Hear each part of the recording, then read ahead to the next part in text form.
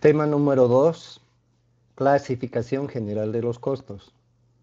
De acuerdo a todo lo que ya hemos expuesto en el tema 1, es la complejidad de la temática de costos se basa simplemente en la comprensión del objeto final del costo, que es la venta y la venta exitosa. Entonces, de acuerdo a ello, creo que no es muy difícil considerar o entender que estos aspectos no pueden estar reducidos o limitados o definidos a través de una fórmula matemática. Sin embargo, hay que tener en cuenta que si bien el costo puede ser una sugerencia o una apreciación o una propuesta inmediata, espontánea, sin ningún argumento justificativo, simplemente una presunción, también hay que entender de que esa presunción es más compleja o más difícil de realizarse, o un pronóstico más difícil de realizarse en la medida que el objeto sea más complejo. Por ejemplo, resultará, como dice acá en el texto, resultará bastante sencillo acertar o aproximarse al costo de un objeto pequeño, un lápiz o un pan, pero será mucho más difícil acertar o aproximarse al costo real de un portaaviones, un edificio, un puente, una carretera. Como en ingeniería civil, el objeto de nuestro trabajo suele ser un proyecto, suele ser una construcción, y los proyectos y las construcciones son elementos complejos que además no solamente tienen una gran diversidad de componentes, sino también dimensiones que pueden ser realmente gigantescas. Entonces es necesario seguramente un ordenamiento de ideas, una metodología, un procedimiento que por lo menos auxilie, apoye al ingeniero para que pueda llegar de alguna manera a un pre-resultado que complementado con su criterio, con su sensibilidad, con la información disponible sobre el mercado, su experiencia y su conocimiento, entonces pueda pulir este valor de modo que pueda ser competitivo para lograr el éxito final. Entonces, más o menos apuntando en esa dirección, digo más o menos porque nunca es una puntería precisa, ¿verdad? Siempre está sujeta al juicio del posible comprador. Entonces, vamos a seguir el texto hablando de la clasificación de los costos. A partir de acá, entonces, la idea es facilitar al autor, al actor, que en este caso somos nosotros, medios para que pueda desenvolverse de alguna manera para llegar a un resultado cuando tiene un problema, cuando tiene un reto que consiste en determinar el costo de algo, de un objeto. En este caso hemos dicho que los objetos van a ser las obras o los proyectos, en este caso de ingeniería civil. Entonces, para fines de mayor claridad, se suele identificar dos tipos de costos, cuya suma da el costo total.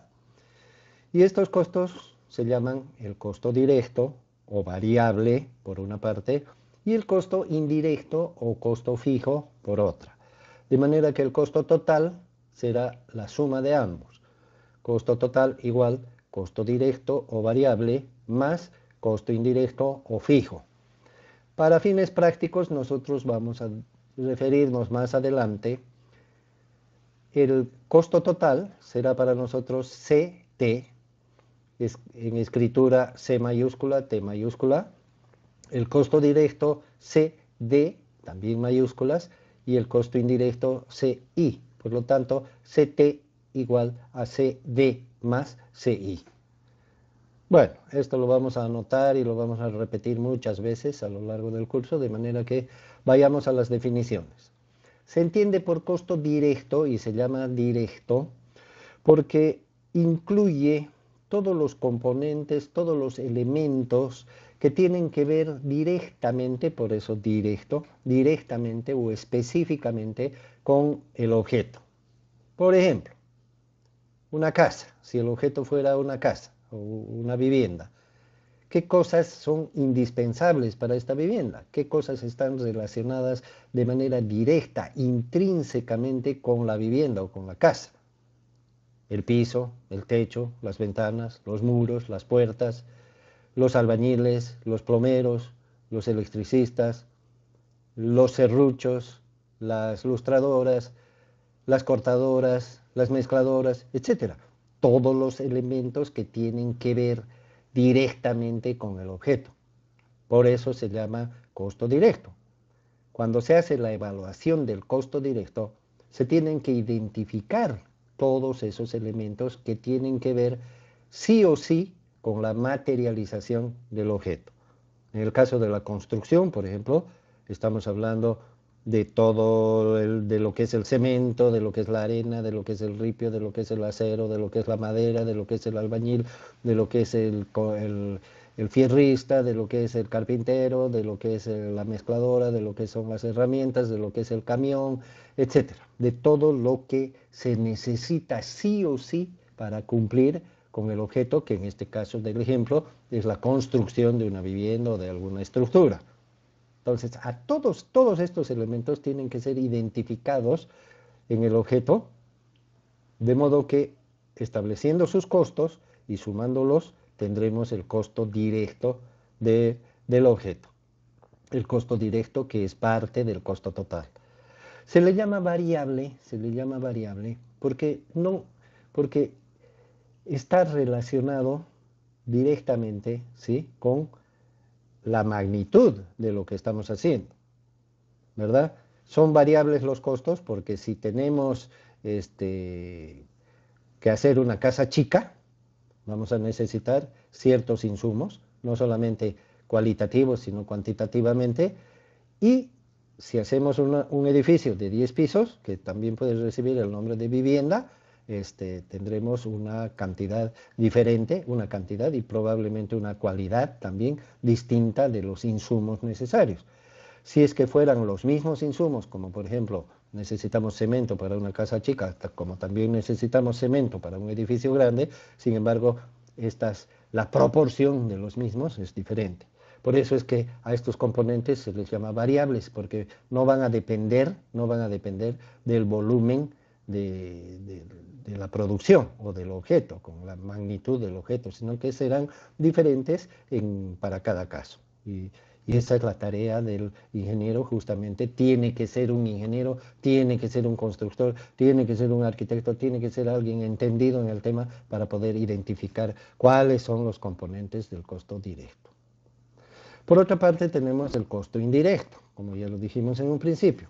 El costo indirecto, como su nombre lo indica, y en sentido opuesto al primer caso, es aquel que incluye todos los elementos, todos los componentes que no tienen que ver directamente con la materialización del objeto, pero que de alguna manera son indispensables. Por ejemplo, un constructor necesitará una oficina para trabajar. No necesariamente, no estoy hablando de trabajar en la obra, estoy hablando de trabajar en su propuesta para poder hacer la obra. Entonces necesitará una oficina. Esta oficina puede ser chica, puede ser mediana, puede ser grande, puede ser pobre, puede ser humilde, puede ser lujosa, ¿verdad?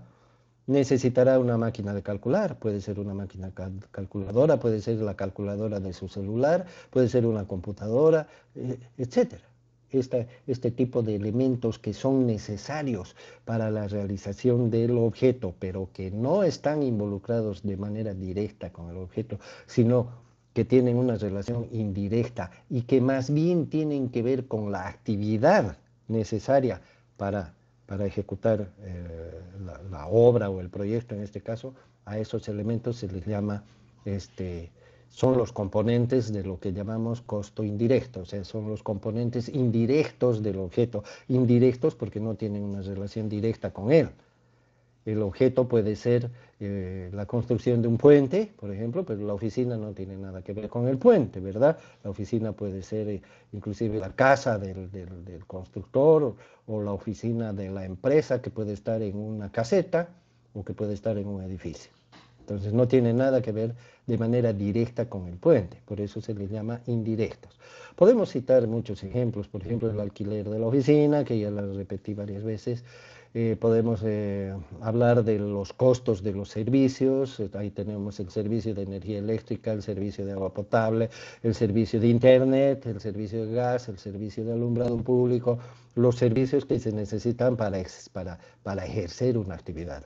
Puede ser el costo de las licencias que se pagan a la alcaldía, la renta, los impuestos que se pagan y otros costos, como por ejemplo una operadora del teléfono que conteste las llamadas de los posibles clientes, un letrero en la calle para anunciar la actividad de la empresa, etcétera. A todos estos elementos que tienen su costo se les llama costos indirectos. Por supuesto, para establecer el costo de un objeto tenemos que ver en qué medida estos costos indirectos están involucrados con el elemento, con el objeto propiamente dicho. Si lo que queremos es hacer la propuesta de una casa, tendremos que ver si a ese objeto le cargamos todos nuestros costos indirectos, alquileres, servicios, sueldos, etcétera, o si solamente a ese objeto le corresponde una parte de estos que se llaman también gastos. Los costos indirectos también se llaman gastos.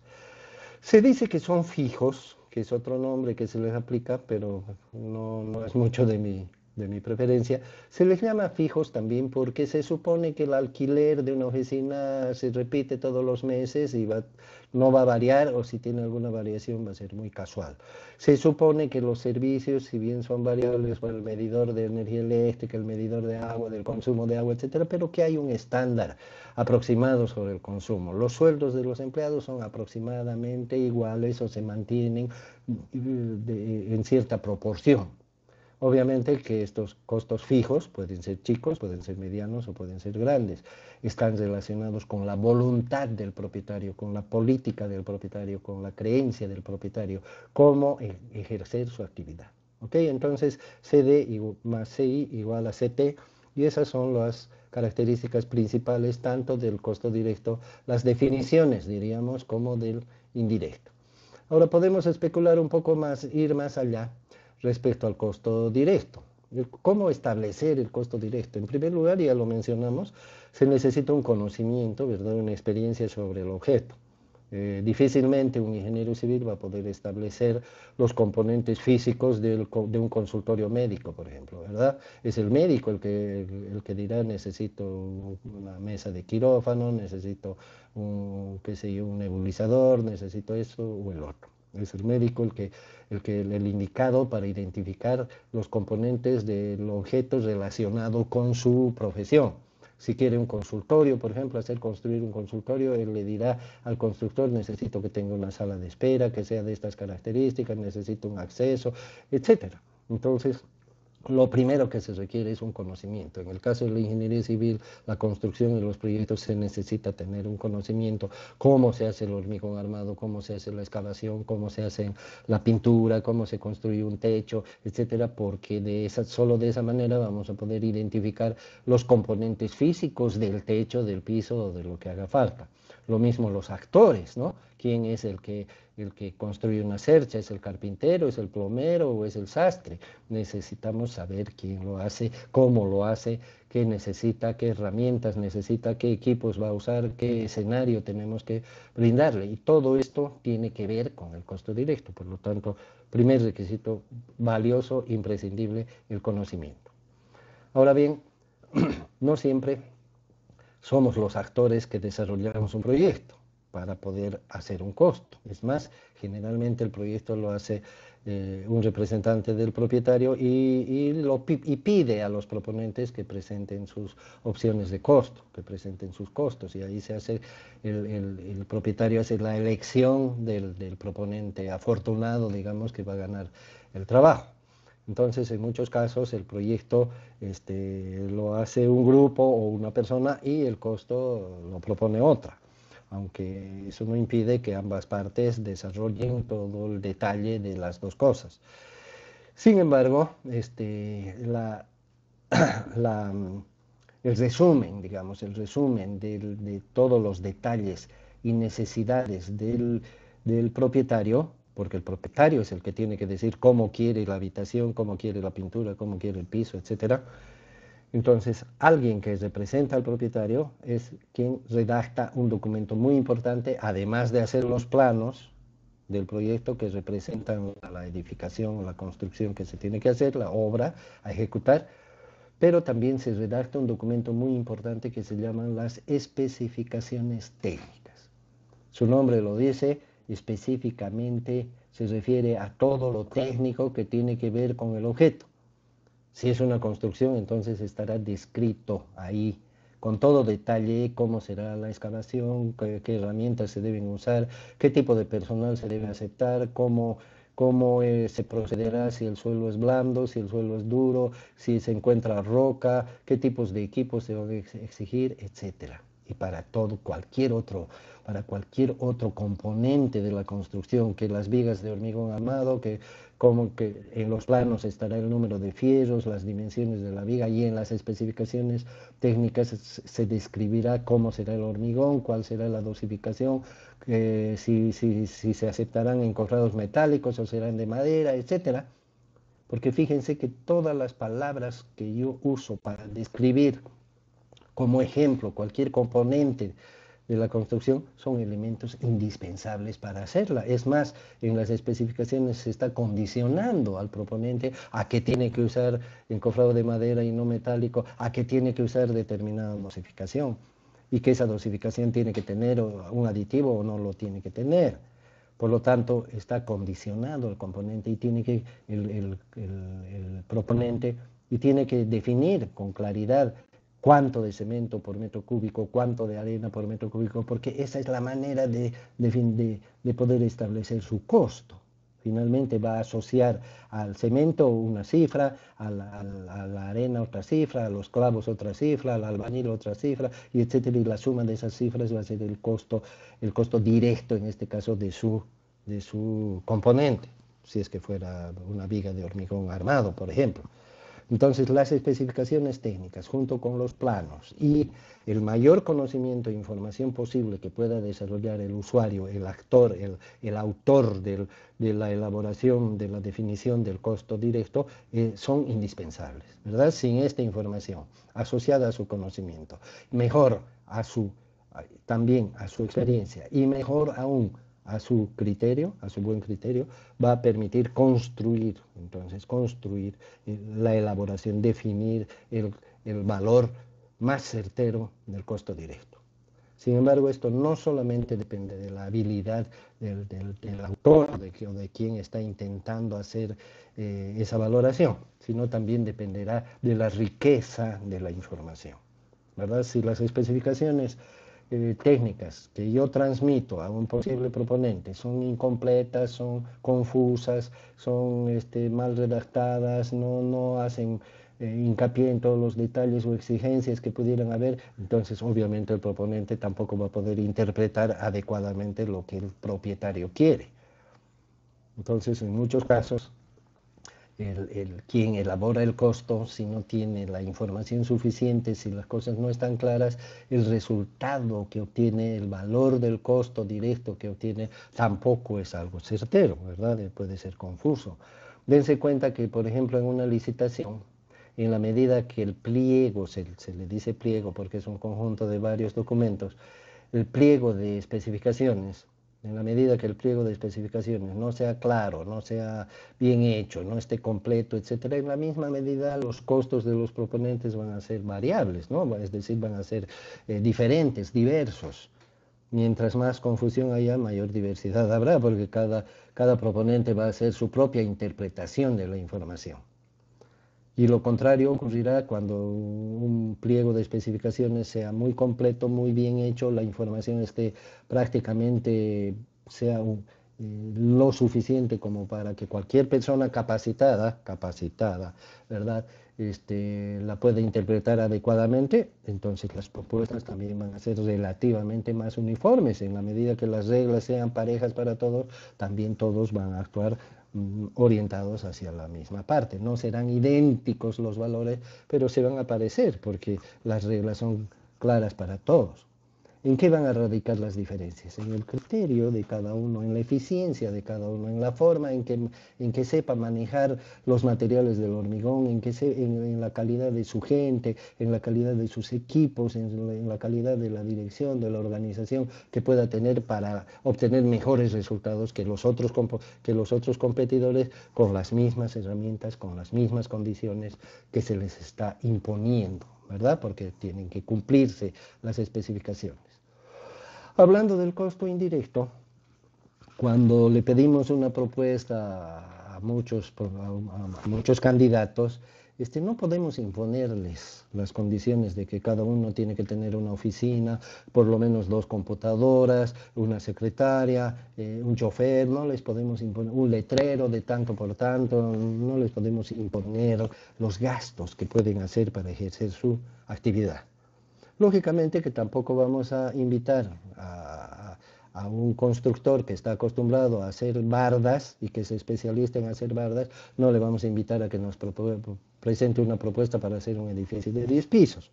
Entonces, obviamente tiene que haber una cierta relación en cuanto a la capacidad, en cuanto a la potencialidad, en cuanto a la experiencia, al conocimiento que puede tener un proponente para determinados objetos. Y por eso es que existen, qué sé yo, empresas de primera categoría, de segunda categoría, de tercera, entonces se supone de alguna manera que las empresas más capacitadas estarían en una categoría superior a las otras, eso no siempre es cierto, ¿verdad? Pero esa es la idea, de más o menos hacer una clasificación, por eso en las invitaciones públicas o en las licitaciones que se hacen se dice, se invita a los ingenieros civiles, entonces los que no son ingenieros civiles no están invitados, o se invita a las empresas constructoras, entonces los ingenieros civiles que no tienen una empresa constructora o que no forman parte de ella tampoco pueden participar, pues ahí hay cierta clasificación. Pero aparte de eso, que son unos lineamientos muy generales, no se le puede imponer al proponente cómo llevar adelante su negocio, si tiene que tener muchos empleados, si tiene que estar en un edificio del centro o en un kiosco del octavo anillo, ¿verdad? No se le puede imponer. Por este motivo, la parte del costo indirecto será variable, ¿no es cierto?, en el sentido de, mejor que variable, será diverso para todos los componentes. Y si tomamos en cuenta que el valor final del costo indirecto se sumará al costo directo, por muy uniformes que sean los costos indirectos, en función de la desuniformidad del costo indirecto, entonces los costos totales serán diversos, ¿no? Relativamente diversos.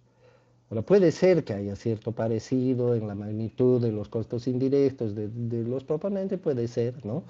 Pero nunca va a haber una identificación exacta entre unos y otros, un criterio uniforme para manejar su propia economía.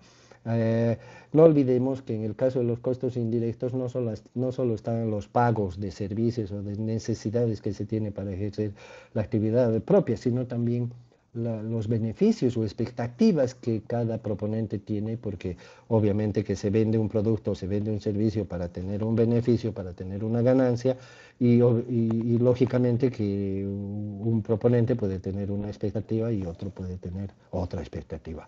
Eso no depende solamente de la forma de ser o de la forma de las circunstancias de cada proponente, sino dependen de muchos otros factores, inclusive del momento en el cual se está haciendo una propuesta, ¿no es cierto? Una señora que vende tomates en el mercado y que tiene que irse a las 6 de la tarde y todavía no ha vendido sus tomates o solamente vendió la mitad, bueno, los liquidará para poderse ir, porque para el día siguiente se van a echar a perder, ¿verdad? Entonces, en muchos casos el costo final depende de N factores, y entre estos factores no es una lista que tenga sus valores, sino que estos factores están de acuerdo a la interpretación que le pueda dar cada actor. Entonces el costo indirecto es, por decirlo de una manera grosera, una nebulosa, ¿no? Porque depende de cada uno. Y, y de esa manera tiene una incidencia en el costo total, ¿no es cierto?, que afectará finalmente este valor. Finalmente tenemos en el resumen las conclusiones sobre el costo total, ya las he dicho en relación a la influencia que tiene tanto el costo directo como el costo indirecto, de manera que la práctica de establecer un costo, porque no nos olvidemos que si bien después de todo lo dicho, el CT va a ser un valor cualquiera, no nos olvidemos que ese valor, si bien puede incluir todas nuestras apreciaciones y nuestra experiencia y nuestra habilidad para calcular, entre comillas, el valor final del costo directo, y que también tengamos una excelente disposición para establecer el costo indirecto de manera que estemos mejor que los competidores. De todas maneras, nuestro costo total sigue siendo una incógnita mientras no entre en la competencia, en el juicio de los posibles compradores o del posible comprador. Es el posible comprador el que va a definir, ¿verdad?, si este costo acertó o no acertó, si es lo que él esperaba. De manera que el costo total siempre será una incógnita y nunca tendremos un mecanismo, entre comillas, un método, entre comillas, un sistema, entre comillas, que nos sirva para tener la certeza de que el costo total va a tener éxito. Obviamente que el costo directo es más manejable que el costo indirecto, porque creo que el costo indirecto, en función de las especificaciones y el manejo que hagamos de ellas y del objeto que tenemos que hacer, del conocimiento que tengamos sobre el mismo, va a ser más certero el costo directo. Pero el costo indirecto es toda una incógnita y también representa finalmente una habilidad, ¿verdad? Porque si llegamos a lo arbitrario de que sin necesidad, si yo necesito una mesa, una computadora y una silla para trabajar y hago hacer una oficina lujosa, ostentosa, donde tengo un montón de cosas que no necesito para trabajar, obviamente mi costo será cada vez menos competitivo. Entonces, fíjense la complejidad, entre comillas, que implica todo esto, siempre que no quitemos de nuestra mente el objeto final, que es la venta exitosa o satisfactoria del objeto.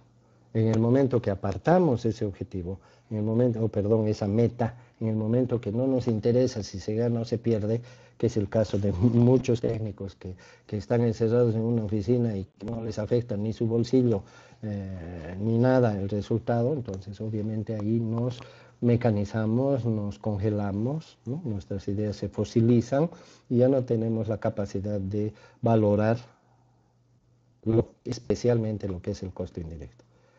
Relativamente el costo directo sí, pero en la medida que nos alejemos del mercado también vamos a perder nuestra capacidad de valoración de los componentes del costo directo. El actuar permanentemente en contacto con los actores de la construcción, si fuera la construcción, o del proyecto, si fuera el proyecto, y con el medio y con el mercado, es lo que nos define en última instancia costo directo y costo indirecto. Ahí terminamos entonces esta descripción.